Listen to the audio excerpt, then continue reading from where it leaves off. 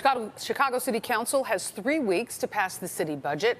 Mayor Brandon Johnson wants a vote this Friday. However, some alders are still not sold on the new taxes, fees, and fines the mayor is proposing. Political reporter Marianne Ahern here now to tell us what happens next. Marianne, aldermen are recognizing it's down to the wire with a deadline of December 31st. The mayor's allies feel he has been listening to their feedback, but it is not clear if he has the 26 votes he needs. Mayor Brandon Johnson's office now proposing a $68 million property tax levy. That's down from the initial $300 million. It's the third version of the budget with mere days left to negotiate. I do not think that there will be 26 votes to pass this budget on Friday. The proposed taxes add up to $234 million, plus a number of fines and fees controlled by the city. Taxes would be hiked on things like streaming services, cable, and parking garages. Aldermen react. What you see before you is just really a budget that is going to nickel and dime the residents of the city of Chicago once again. Nobody in the city council wants to raise taxes, but I don't know what the alternative is. Plus, the city's tax on grocery and other store bags would go from 7 cents to 10 cents. Los Angeles also charges 10 cents. A bag tax, that can be avoided if you bring a tote with you to your shopping place. Consumers aren't exactly thrilled. What you gonna do? Obviously, the city must need the money. The mayor has repeatedly pledged no layoffs of city workers. A budget that would lay off workers and cut services is just, one that should not be tolerated by any Chicagoan. Alderman also confirmed Johnson has proposed adding new speed cameras to pay for police officer jobs as part of the federal consent decree. We in the 34th Ward downtown, we have a lot of speed cameras already, so I don't think we need any more. But if some other alders want that enforcement, I think they should have it. Tomorrow, we will see where the city council stands at this point. They'll be taking that first committee vote that's required ahead of the final vote expected on Friday. What if there is not a majority? Vice Mayor Walter Burnett says the city council will be at City Hall every day until they pass that budget, if they don't have one by Friday. Stefan? Could be burning the midnight oil there at City Hall. Marianne, thank you very much. Well, today, Mayor Brandon Johnson and City Council are returning into the metaphoric ring, will you, for another bout at next year's budget. That's right. A final vote is expected today, and it will be pretty close, as we've already seen this week with some of the committee votes. NBC5's Jen Shantz is here in studio breaking down what's included in this proposal and this big deadline that is fast approaching, Jen. And that's such an important deadline, Lisa and Evrod, December 31st. It's important that city leaders get this over the finish line by then to avoid a reduction in the bond rating for the city. More importantly, though, city leaders need to agree on the budget to keep necessary programs running.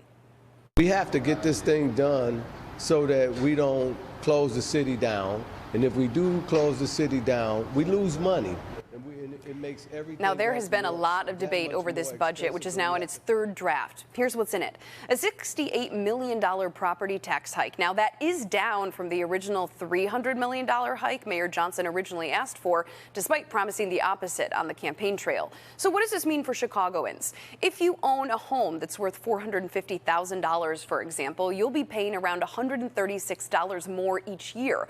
Also included in the budget for next year, increases in weekend parking fees at city garages, increases on taxes paid for streaming services like Netflix, and bumping the city's grocery bag tax from 7 up to 10 cents. All told, this adds up to an extra $234 million in city revenue if approved. All of this, though, is unfolding as tensions rise in city council. Staffing shakeups, disagreements over a large development deal, even a fire this week on the county side of the building, adding to the drama of today's expected vote. Older people not on board with the mayor's approach say there haven't been enough cuts and efficiencies to make some of these proposed increases reasonable. What we saw were hundreds of millions in fines and fee increases, as well as a property tax hike. And our constituents were saying, please do not increase the property tax without doing the things that are necessary to pare down government first. Right now is a combination of everything that everyone brought to the table, and this is the best deal that we have so far.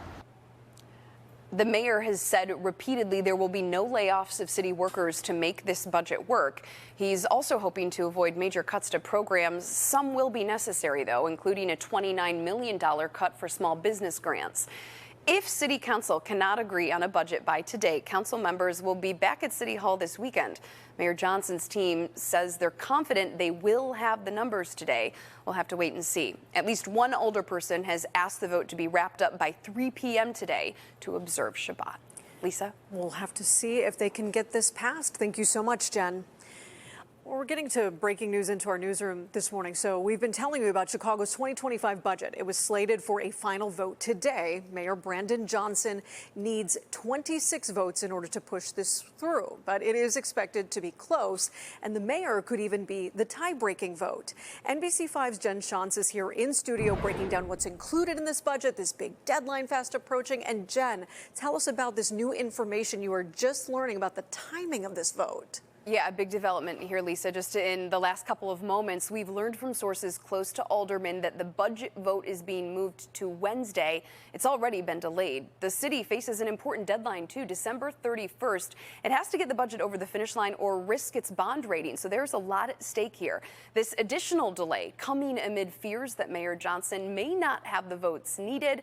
And also it comes after razor-thin margins for committee votes earlier this week. Now, there has been a lot of debate over this budget, which is now in its third draft. Here's what's included in this version. A $68 million property tax hike. Now, that is down from the original $300 million hike Mayor Johnson originally asked for, despite promising the opposite on the campaign trail.